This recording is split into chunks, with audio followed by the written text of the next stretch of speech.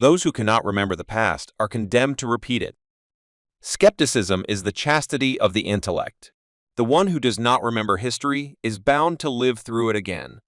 To be interested in the changing seasons is a happier state of mind than to be hopelessly in love with spring. The family is one of nature's masterpieces. A man's feet should be planted in his country, but his eyes should survey the world. The world is not respectable. It is mortal, tormented, confused, deluded forever, but it is shot through with beauty, with love, with glints of courage and laughter, and in these the spirit blooms timidly and struggles to the light amid the thorns. The world is a perpetual caricature of itself. At every moment it is the mockery and the contradiction of what it is pretending to be. Only the dead have seen the end of war. Those who cannot remember the past are condemned to repeat it. The passions, the appetites, the capacities of this generation were the stuff of legend. Sanity is a madness put to good uses. The difficulty in philosophy is to say no more than we know.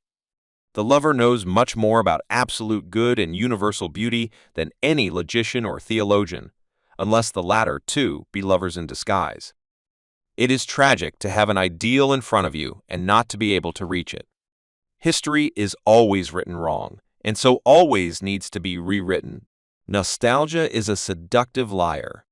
Wisdom comes by disillusionment. The soul is incurably religious, and it will be at no rest till it has found its own. A child's world is fresh and new and beautiful, full of wonder and excitement. It is our misfortune that for most of us, that clear-eyed vision, that true instinct for what is beautiful and awe-inspiring, is dimmed and even lost before we reach adulthood. Fanaticism consists in redoubling your effort when you have forgotten your aim. The world is not respectable. It is mortal, tormented, confused, deluded forever, but it is shot through with beauty, with love, with glints of courage and laughter, and in these the spirit blooms timidly and struggles to the light amid the thorns. To be interested in the changing seasons is a happier state of mind than to be hopelessly in love with spring.